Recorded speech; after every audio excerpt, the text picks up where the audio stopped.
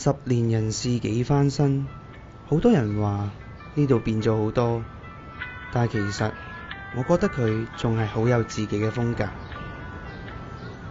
爸，呢啲過時嘅嘢仲做嚟做咩？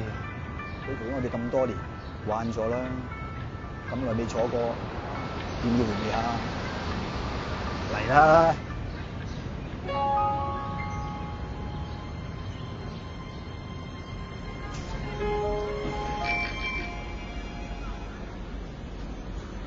阿爸好鍾意呢度，話人靚景靚喎。佢話自己後生嗰陣時車過澳門小姐冠軍，唔知真定假。嗱，呢個85年冠軍，我車佢㗎。Excuse me, could you take a picture for us? 喂，靚女，我幫你影。嚟，呢邊，嚟呢邊。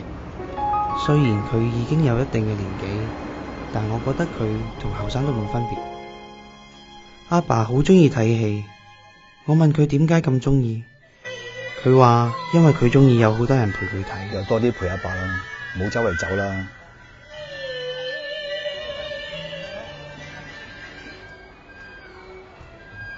喂，你唔好周圍走啊！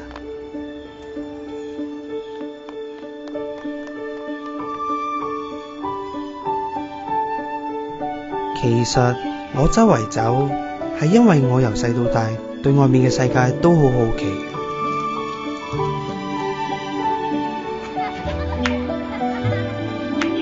但我依然冇忘記我屋企喺邊。仲記唔記得呢度啊？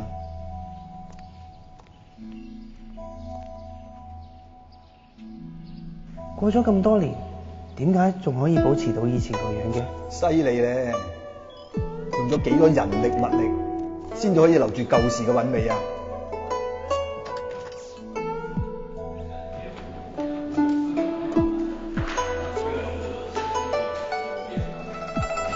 阿爸好緊張啲舊嘢㗎，佢話過，如果唔好好保護佢，下一代人好快就會將佢哋遺忘。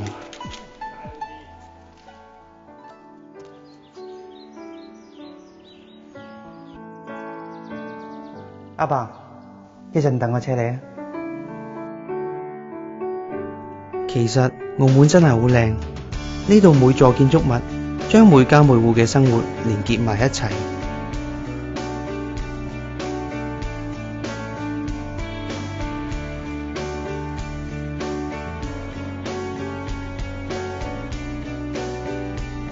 咁多年嚟，澳門歷史城區陪住我哋成長，呢度嘅一切實在太珍貴。